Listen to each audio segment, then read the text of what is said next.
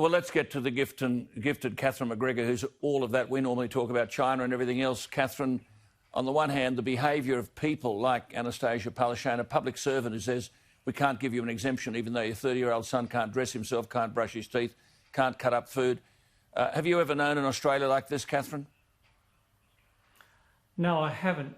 And the dignity and grace under pressure of both those parents is in stark contrast to the automatons we see with their Twitter fan clubs on autopilot every day, lacking entirely emotional intelligence and empathy.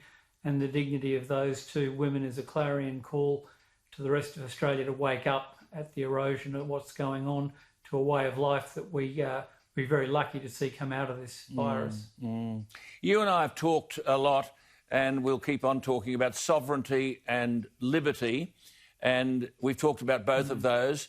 A national government, Catherine, has no greater responsibility than its duty to protect Australians, to protect the sovereignty and the safety and liberty of its people. That is not happening at the moment with the likes of the people you've just heard. No, it's not. And we are seeing really quite explicit trampling on the Constitution of Australia. Our framers did not intend this to be a customs union or some kind of extended municipal admiration society. It was a commonwealth, one indissoluble commonwealth. It was founded to survive and under a constitution designed specifically to deal with crises, external and domestic. Now, these border closures, and in particular the circumstances of those families, is a complete violation. It's not even hard. Some of the business arguments about whether there's a burden on trade and commerce can raise different sort of issues. However, the Privy Council in the bank nationalisation case looked at this specifically. Section 92 as a guarantee, the closest thing we've got to a human rights guarantee in our written constitution. And Section 117 as well, which forbids a burdening of a person based on their state of residence by the government of another state. You know, Sir Owen Dixon, the great Australian jurist, made a wonderful statement in the Communist Party case when he said that in all history, and not just ancient history, when democratic institutions are constitutionally undermined, it is normally by those who wield executive power. And we are watching this now with this absolutely rogue behaviour by state governments operating through executive fiat. And frankly, it's the Commonwealth's responsibility to exercise its powers to get itself in front of the original jurisdiction of the High Court and have these interstate matters dealt with. It needs courage. There'll be a backlash, I suspect, in Queensland and Western Australia.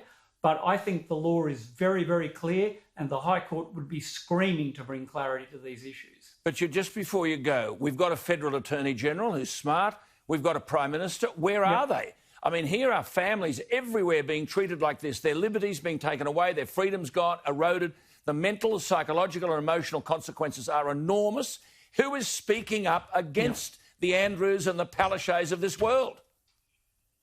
Yeah, we're still being governed on these collegial Zoom conferences where the Commonwealth thinks that there'll be a payoff by playing nice guys with these recalcitrant state governments. All that's happening is eye-watering debt being mounted up, which the Commonwealth will have hung around its neck by Albanese while he plays footsies with Dan Andrews in Victoria. It's dim-witted, short-sighted politics, and it's also a total absence of moral courage. Tear down this wall. It's really time now for the federal government, not leave it to Clive Palmer to run a pretty dodgy case by the sound of it in Western Australia. He's got some issues with standing and so on.